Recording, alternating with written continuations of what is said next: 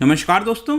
आप में से जितने लोग श्रीलंका के संविधान के बारे में थोड़ा बहुत भी जानकारी रखते हैं, आपको पता होगा कि श्रीलंका में जब भी कोई नई सरकार आती है वो अपने हिसाब से वहां के संविधान में बदलाव कर देती है। तो अभी क्या हो रहा है, श्रीलंका के अंदर जो इस समय इकोनॉमिक क्राइसिस चल रहा है, वहां पर जो प्रोटेस्ट किए जा रहे हैं, लोग सड़कों पर उतर गए हैं, इसको देखते हुए यहां पर यह प्रपोजल दिया गया है कि जो 20th कॉन्स्टिट्यूशनल अमेंडमेंट एक्ट आया था, जो 20th वाला कॉन्स्टिट्यूशनल अमेंडमेंट एक्ट आया था, इसको हटाकर वापस से जो 19th वाला अमेंडमेंट था इसको वापस लाया जाए through 21st constitutional amendment act. I am sure कि ये सारी चीजें देख के आप में से बहुत लोग कंफ्यूज हो गए होंगे। डोंट वरी, मैं अभी आपको वीडियो में सब कुछ बताऊंगा कि एग्जैक्टली यहां पर कौन से अमेंडमेंट की बात कही जा रही है। और यहां पर यह भी बोला जा रहा है कि जो श्रीलंका के अंदर प्रेसिडेंशियल सिस्टम है इसको पूरी तरह से हटा दिया जाए।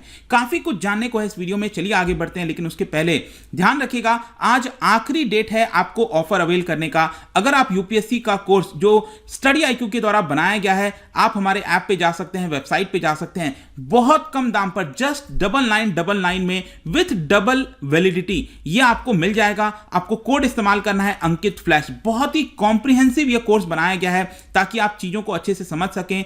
इसके अलावा अगर आप एमसीक्यूज अटेम्प्ट करना चाहते हैं तो मेरे इंस्टा पेज पर जा सकते हैं, वहां पर स्टोरीज में जितने भी एमसीक्यूज हैं उसको आप अटेम्प्ट कर पाएंगे। चलिए शुरुआत करते हैं। सबसे पहले हम देखेंगे एग्जैक्टली अभी हो क्या रहा है। जैसा कि आपको पता है कि श्रीलंका में लोग सड़कों पर आ गए थे। अभी रिसेंट की बात है कि पुलिस ने प्रोटेस्टर्स के ऊपर गोली चला दी, जिसकी वजह से एक व्यक्ति की मृत्यु हो गई और 13 लोग इंजर्ड हो गए थे। और इन सब चीजों को देखते हुए कहीं ना कहीं वहां की सरकार को अब डर था कि और ज्यादा ये प्रोटेस्ट बढ़ता जाएगा। इसके लिए, इस प्रोटेस्ट को थोड़ा कूल डाउन करने के लिए जो प्रेजेंट में पीएम है महिंदा राजपक्षा, आपको पता है महिंदा राजपक्षा ये वही व्यक्ति हैं 2015 के पहले ये प्रेसिडेंट हुआ करते थे और चाइना के बहुत ज्यादा करीबी माने जाते थे। लेकिन यहां पर जो इस समय वापस से ये प्राइम मिनिस्टर बन गए हैं और इनके जो ब्रदर हैं गोतबाया राजपक्षा, वो यहां पर प्रेसिडेंट हैं इस समय श्रीलंका के। तो जो पीएम है इस समय महिंदा राजपक्षा, उन्होंने प्रपोज किया है एक कॉन्स्टिट्यूशनल अमेंडमेंट। अब ये जो कॉन्स्टिट्यूशनल अमेंडमेंट एक्ट होगा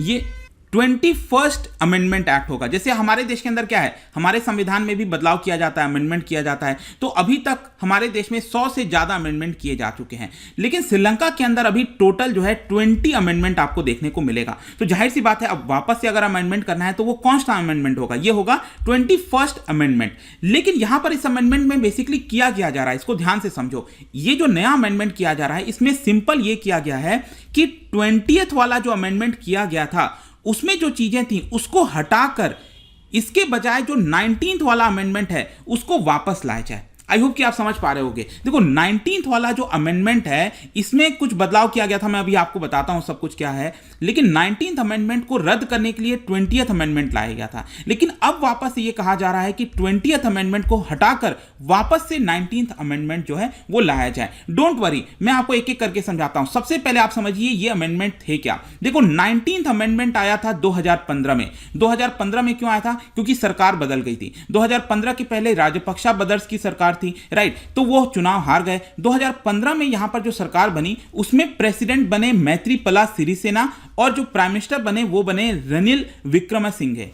तो जब ये सरकार बनाकर आए तो इन्होंने प्रॉमिस किया था लोगों को कि जिस प्रकार से राजपक्षा ब्रदर्स ने प्रेसिडेंट के हाथों में जो सारी पावर दे दी है उसको हम हटाकर वापस से प्राइम मिनिस्टर के हाथों में पावर सौंपेंगे। और इसी के तहत 2015 में 19th वाला अमेंडमेंट लाया गया, जिसके तहत यह किया गया कि प्रेसिडेंट के पास जितनी सारी पावर थी उसको हटाकर प्राइम मिनिस्टर के हाथों में पावर दे दिया गया। इनफैक्ट पहले क्या होता था 2015 के पहले कि प्रेसिडेंट के पास सब पावर होता था, वो जब चाहे प्राइम मिनिस्टर को हटा सकता था, जब चाहे कैबिनेट मिनिस्टर को हटा सकता था। लेकिन ये सारी चीजें हटाकर अब ये किया गया कि प्राइम मिनिस्टर, क्योंकि प्राइम मिनिस्टर क्या होता है, चुना हुआ प्रतिनिधि होता है, तो यहां पर प्राइम मिनिस्टर के हाथों में पावर हो और प्राइम मिनिस्टर को तभी हटाया जाए जब नो कॉन्फिडेंस मोशन लाया जाए पार्लियामेंट के अंदर, तभी प्राइम मिनिस्टर हट सकते हैं। ऐसा नहीं है कि प्रेसिडेंट ने एक चिट्ठी जारी कर दी और प्राइम मिनिस्टर को हटा दी। जैसे हमारे देश में आप देखते होंगे कि जब नो कॉन्फिडेंस मोशन होगा, जब चीजें होंगी तभी प्राइम मिनिस्टर हट सकते हैं, अदरवाइज नहीं हट सकते। तो एक प्रकार से जो 19th अमेंडमेंट लाया गया था वो उसका लाने का मेन कारण यही था कि जो पावर है वो प्रेसिडेंट के हाथों से हटाकर प्राइम मिनिस्टर जो इलेक्टेड बॉडी होती है उनके हाथों में दे दिया जाए। लेकिन इस अमेंडमेंट में, चलो ये अमेंडमेंट अच्छा तो था, लेकिन यहां पर क्रिटिसिज्म भी हो रहा था पीएम विक्रमसिंघे का, जो 2015 में बने थे। बेसिकली उनके ऊपर आरोप ये लगाया गया क्योंकि ये प्राइम मिनिस्टर थे तो ये पावर प्रेसिडेंट से अपने हाथों में रखना चाहते थे, इसीलिए जानबूझकर उन्होंने जो अमेंडमेंट है उसको जल्द से जल्द पुश करवाया, जानबूझ के जल्दी से जल्दी करवाने की कोशिश की। और यहां पर जो आपका अमेंडमेंट था उसको इंग्लिश में लिखा हुआ था। कई सारे जो ऐसे लोग थे, जैसे तमिल लोग रहते हैं वहां पर, वो इंग्लिश में चीजों को समझ नहीं पा रहे थे, तो बहुत ज्यादा कंफ्यूजन क्रिएट करने की कोशिश की गई थी। इसकी वजह से यहां पर जो है वो क्रिटिसिज्म हो रहा था। अदरवाइज ये जो अमेंडमेंट था वो अच्छा था, जैसे भारत देश में चीजें जिस प्रकार से गवर्न होती हैं वैसी श्रीलंका में होंगी। लेकिन अब देखिए वापस से चीजें बदल गई। 2019 में जो है वो विक्रमसिंघे की सरकार चली गई और वापस से राजपक्षा ब्रदर्स आ गए, जो अगेन चाइना के काफी करीबी थे।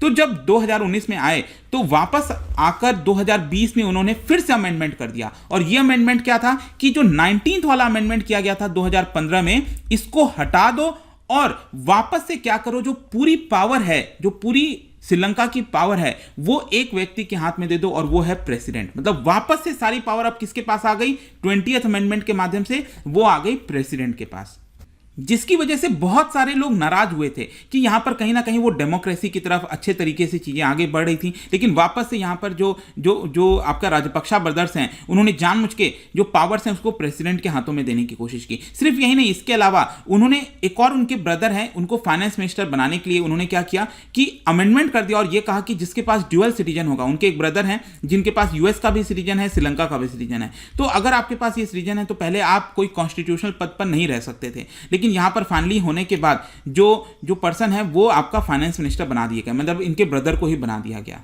और एक प्रकार से आप यूं समझिए कि जो पूरा बैलेंस ऑफ पावर था ना पहले, जैसे हमारे देश में आप सुनते होंगे लेजिस्लेचर, एग्जीक्यूटिव, जुडिशरी, सबका अपना अपना पावर होता है, लेकिन ये सारा जो बैलेंस ऑफ पावर है इसको शिफ्ट करके एक सेंट्रलाइज करने की कोशिश की गई, वन मैन के हाथों में देने की कोशिश की गई और वो है प्रेसिडेंट। तो ये सब कुछ हमने देखा कि 20th अमेंडमेंट के माध्यम से किया गया। तो ये आई होप कि आपको समझ में आया होगा। तो इसको लेकर अब वापस लोग जो है अपना आवाज रेज करने लगे हैं, इसके खिलाफ बोलने लगे। इसी को देखते हुए ये जो पूरा प्रोटेस्ट चल रहा है ना, इसको थोड़ा कम करने के लिए अब यहां पर वहां के प्राइम मिनिस्टर कह रहे हैं कि चलो ठीक है, हम वापस से एक और अमेंडमेंट कर देते हैं, 21st अमेंडमेंट, और इसके तहत क्या करेंगे, जो हमने 20th अमेंडमेंट किया था 2020 में, इसको हटाकर वापस से जो 19th अमेंडमेंट वाला प्रोविजंस है वो वापस ले आएंगे। ठीक है, तो एक प्रकार से अब वापस से क्या होगा, प्रेसिडेंट के पास सेरेमोनियल पावर हो जाएगी, जैसे हमारे देश में आप देखते होंगे, मतलब कहने के लिए वो हेड ऑफ द स्टेट है, लेकिन एक्चुअल पावर कहां है, वो तो प्राइम मिनिस्टर के पास है, वो तो गवर्नमेंट के पास है, राइट। तो इसी प्रकार से शासन होना चाहिए, क्योंकि जो एक्चुअल में जो आपका इलेक्ट होकर आता है, जो सरकार इलेक्ट होकर आती है,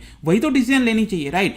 तो अब यहां पर क्या हुआ है कि ये सारी चीजें सरकार कह रही है, लेकिन अब यहां पर जो मेन ऑपोजिशन पार्टी है श्रीलंका की, दैट इज SJB, उनका यह कहना है कि हम चाहते हैं कि पूरी तरह से ये जो प्रेसिडेंशियल सिस्टम ऑफ गवर्नेंस है इसको हटा दिया जाए, अबॉलिश कर दिया जाए। मैं आपको बता दूं, श्रीलंका के अंदर प्रेसिडेंशियल सिस्टम ऑफ गवर्नेंस ये 1978 से चलता आ रहा है, तो इसको हटा दिया जाए और वापस से कॉन्स्टिट्यूशनल डेमोक्रेसी को लाने की कोशिश की जाए। ऐसी आवाजें उठ रही हैं, तो ये होगा। अब देखते हैं आगे क्या होता है, क्या एग्जैक्टली ये हो पाता है, पॉसिबल है नहीं है, बट आई होप कि जो डिस्कशन चल रहा है उसके बारे में सब कुछ आपको अब समझ में आ गया होगा। जाने से पहले एक बहुत ही इंटरेस्टिंग क्वेश्चन, क्या आप बता सकते हो कि पार्लियामेंट्री सिस्टम में जो रियल पावर है वो किसके द्वारा एक्सरसाइज की जाती है? ये 4 ऑप्शन है, इसको ध्यान से पढ़िए और इसका राइट आंसर आपको पता ही है।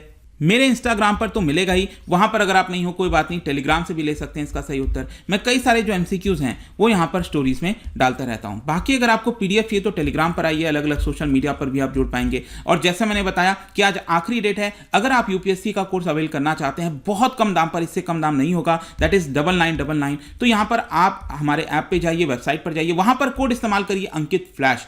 आई होप कि वीडियो आपको पसंद आया होगा। मिलता हूं आपसे next time, till then thank you very much, see you soon.